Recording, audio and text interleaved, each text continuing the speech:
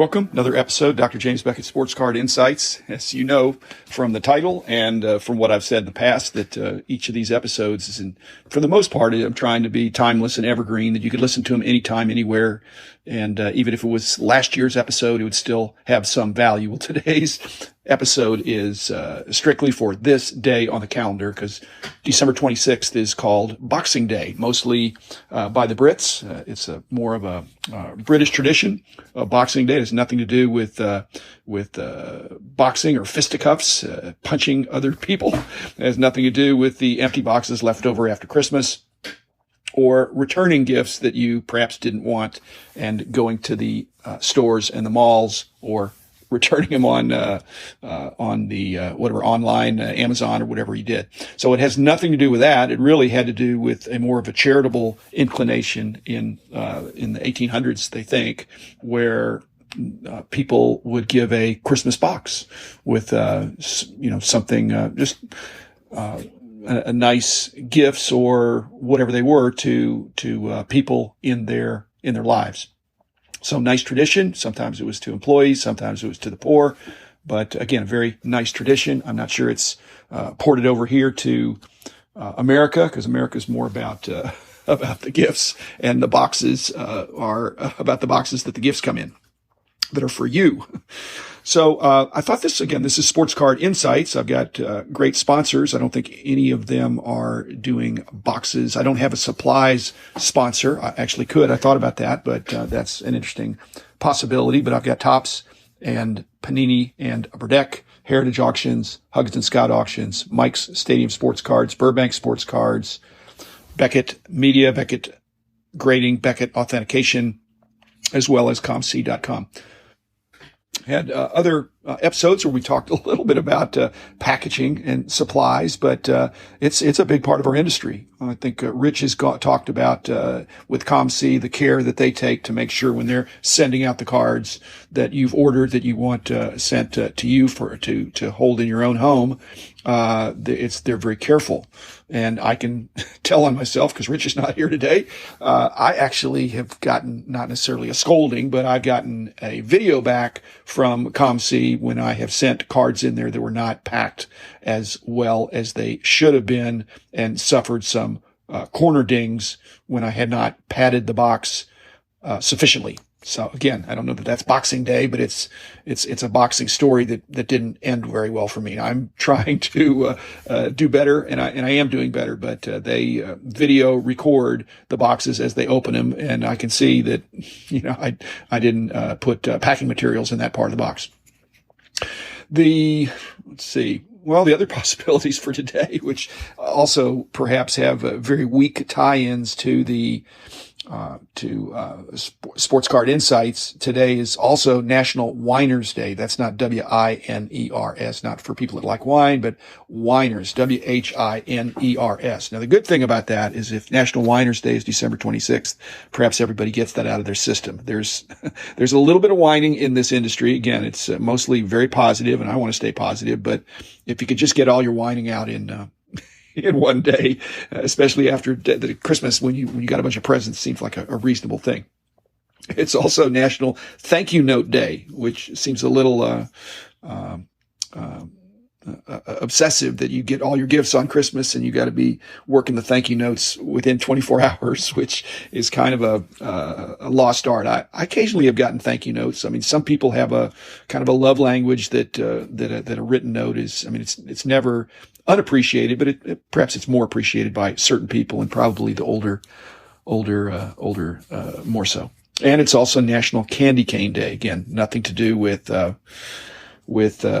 Sports Card Insights, but candy canes. One of the things that comes up in my thinking about boxing was in the early days of our company, how many boxes of magazines we sent out, because we had so many. We had more than 15,000 card shops that we sent to, and they all got them in a box. And then we had whole copy returns. So if they didn't, and again, the point was most people were selling out, but if they didn't sell out, they had to send back the returns. And a lot of times they sent them back in the same box that would then get pretty beat up, or that accumulate a couple of months. But we had to have people we had to have employees that all they did was handle returns. So there was a cost to it, but it allowed for people to sell the magazines that they could sell, and then send the ones that didn't sell, hopefully few, back to us within, I guess it was 3 months, to get full credit for the magazines they didn't sell that were still. And then we sold some back issues, and it worked for us. But we had to then break down the used boxes, much like all of us have to do. When you get a box from Amazon or anything that's a mail order thing, I break them down to put them in the recycle. But we did that on a much larger scale when we had Beckett Publications, because we were getting tons of boxes. So we actually palletized the old boxes, and I guess we got some number of dollars per ton that they would occasionally come and get it. So we were responsible recyclers back in the day. It's going back 20, 30 years, I'm sure, maybe more. Boxing cards, of just like we did something on wrestling, I'll do something on boxing. I'm not sure exactly when I'll do that, but I promise to do that. One other story, I guess, that's again puts me in a bad light. I've got a great collecting friend, Gervis Ford, that, really the first guy I met in the organized hobby. And that was such a blessing, because he was a straight shooter, really quality guy, and a little bit older than me, and had bought most of the collections around the Dallas area. And I connected with him when I was at SMU, and then later we got to be really close friends. And then when he actually started a store, and then I came in as a partner. I've told that story. But what I haven't told, again, among my other bad deals that Gervis and I did, and again, we did more good deals than bad deals, but Gervis had the idea of getting some they were kind of early 800 count boxes. Now, they weren't the 800 count boxes that you see now, because they were sufficiently large to handle 53 tops and 56 tops, the larger size cards. So they were 10% bigger, let's say, than the 800 count boxes that are very snug. So he actually made a deal with the plant manager of the corrugated, it was a cardboard, inland container. In fact, he didn't realize this, but it was where I had worked when I was in grad school in the early 70s. I actually worked there before I was even in the organized hobby. I'd actually had some contact with Gervis by that time, but I wasn't really, I was just a guy that had some kids from when I was a kid.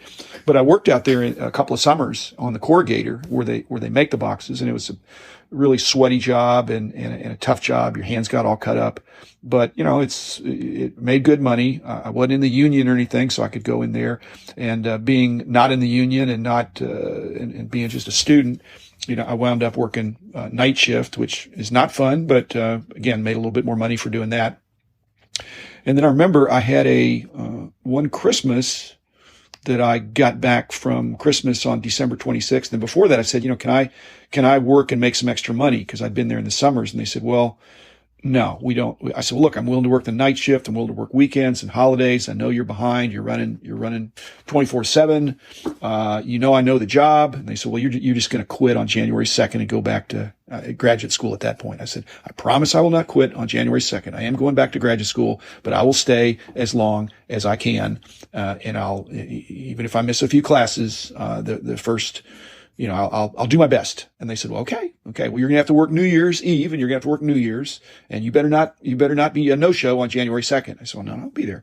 So I wound up working there, and again, made good money because I made a little bit of holiday pay, and that helped me, have a little extra money or pay some bills. And then, but I was working 7 to 7. So I was working 7 p.m. to 7 a.m.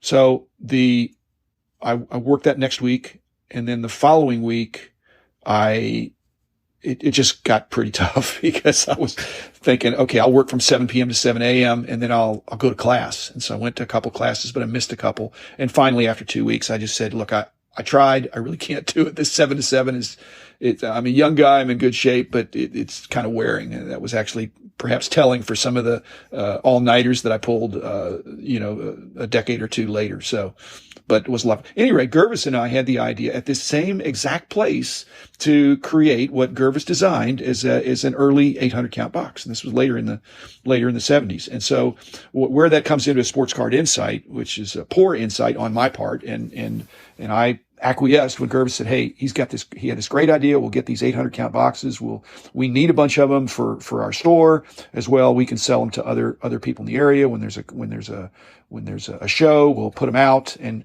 actually, we resold a bunch of them and used a bunch of them. Okay, here's the catch: instead of paying money for these boxes, the plant manager was a collector, and he said, "I'll make as many boxes as you want as long as you pay me in early 50s Topps and Bowman cards." So now I'm thinking how expensive those boxes were. If we'd never done that, we'd have all these, it was all 56 and back. And so the plant manager was gleefully producing these boxes and then coming over to our store to pick out his what was perhaps fair value at the time, but now would make us look like chumps. So that's one of my box or boxing stories. Again, I wish I had a better story. Now I realize when I look around of all the boxes I have used boxes. I have a few new boxes. Supplies are not my issue. In fact, I want to do an episode just on what do you do with a surplus of used supplies. I got into a little bit of a back and forth with Rob Barris about that, but I can't be the only guy that has many extra penny sleeves and card savers and top loaders and 800 count boxes that are gently used. So, if you've got an idea of how to deal with that, let me know. That would be a great, that would actually be a great episode that would be helpful to me and perhaps others. So, I hope you've had a great, Christmas, holiday and got the presents that you wanted. And as it is said, it's better to give than to receive. So I hope you, gave some nice gifts to your loved ones as well. So don't be National Whiners today. National Thank You Note. That'd be a good thing. Candy cane. That sounds pre-Christmas to me. So, anyway, thanks for your attention. I will be back, I will be back tomorrow with another episode, but, I'm off for Christmas. I was off, yesterday and the day before, but, really eager to pursue these podcasts the next year. Appreciate your help in that. Any ideas you have for episodes? Again, I've got 1,000 I'm going to do, so I've got another 800 and something to go. So I've got plenty of room for some of your great ideas. So Boxing Day, maybe not my best idea, but it is a day on the calendar, and it's again brought back some tragic memories for me. So hope you have better memories. Look forward to visiting with you again tomorrow. Thanks again. Bye. Oh, a quick addendum. I almost forgot but my worst story is not trading 53 Topps for 800 count boxes that were newly fabricated. It was destroying the 1955 Bowman case box that I got on a buying trip. We got a whole unopened case, and again kept all the individual boxes but for some reason the rarest thing was the case box that held the 24 boxes. So I got plenty of wrappers, I got plenty of the boxes, but threw away the big case box because it was just taking up room, and I'm just, again, I'm supposed to be a smart guy, and I normally am, but there's different kinds of intelligences, and apparently I missed the class on how a nondescript 55 Bowman case box would be the most valuable thing that I got, and it is in a landfill somewhere. So again, thanks for your listening, and I'll be back again tomorrow.